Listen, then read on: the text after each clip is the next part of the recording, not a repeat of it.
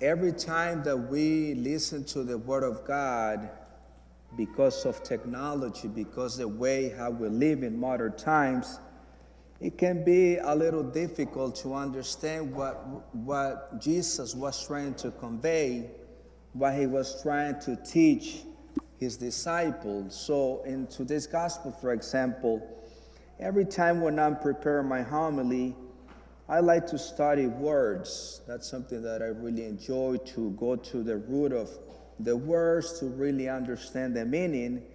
And so I wanted to know where the word salt comes from. This word that is used in the gospel, salt, and it comes from a word that in Latin, the word is similar to Spanish, is sal. Sal, and that is where we get the word salary from.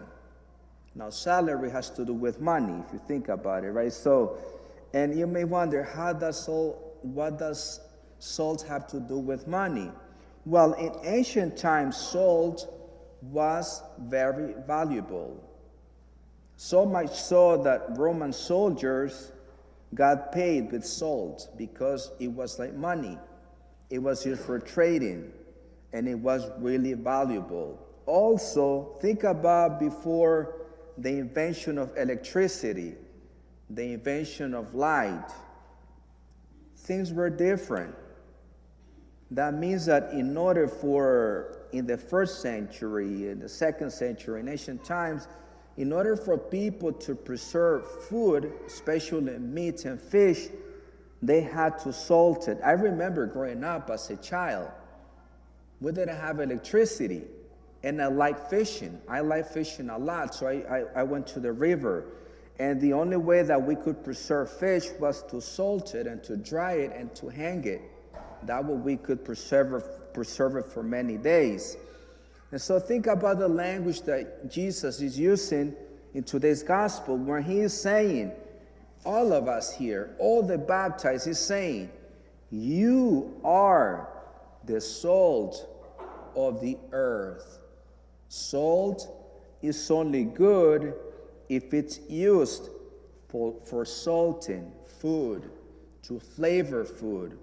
If it's not used for that, then it is useless. That's what Jesus is saying in today's gospel, that because of our baptism, we are called to bring flavor to the world. We are called to season the world. We have a mission to carry out. And the church has done it. Going back to the 3rd, 4th century in Rome, for example, when they worshiped many gods, they had so many different idols in Rome, and they were pagan. And you may wonder, why was the Roman Empire converted? It was converted because of one thing, because they really saw that Christians were the salt of the earth by doing this. For example, when the pagans abandoned the babies to die, the Christians came. They picked them up and they raised them as their own. Another example was when there were sick people. There were no hospitals back then. If people had leprosy or any kind of disease, they were just abandoned. And the Christians came over and they tended, they took care of them. And so society was really able to see these people really love like Christ. And that's why the Roman Empire was converted. Now in our times, secularization is growing more and more and more. It's everywhere in the culture, social media. You can see it everywhere. But we can transform the world. We can change things around if we really pay attention to the words of Jesus, that we are called to be the salt of the earth. We are meant to season society. If you are a teacher, you are called to be the salt of the earth where you are as a teacher. If you are a doctor, you are called to do the same thing. If you are a nurse, whatever your vocation might be, you have a mission that no one else can do, only you. See, the danger for all of us, even for me as a priest, this is the danger for all of us, that we can become tasteless, good for nothing. How can this happen?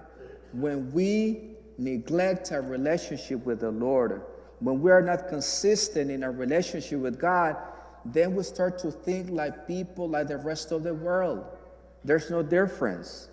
We don't make a difference. And unless we make a difference, the world will not be converted. So because I want all of us to be the salt of the earth and the light of the earth, let me give you just a quick overview of what is going to happen next weekend. We will have the 40 hours of adoration. Next Friday at 7 p.m., we will have a mass adoration. We will have praise and worship music, and we will have a healing service. There will be priests praying over people for healing. And I have seen miracles. I have seen beautiful things happen. So next Friday at 7, again, that will be the beginning of the 40 hours. Then on Saturday at 5 p.m., we will have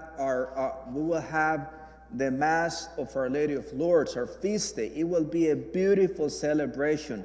The choir will be singing at that Mass. It will be beautiful. Then on Sunday at 3:30 p.m., we will be singing the Divine Mercy Chaplet. And then at 4 p.m., there will be a priest who will be preaching. And we will have, again, praise and worship music. Father Kevin Kelly, some of you know him.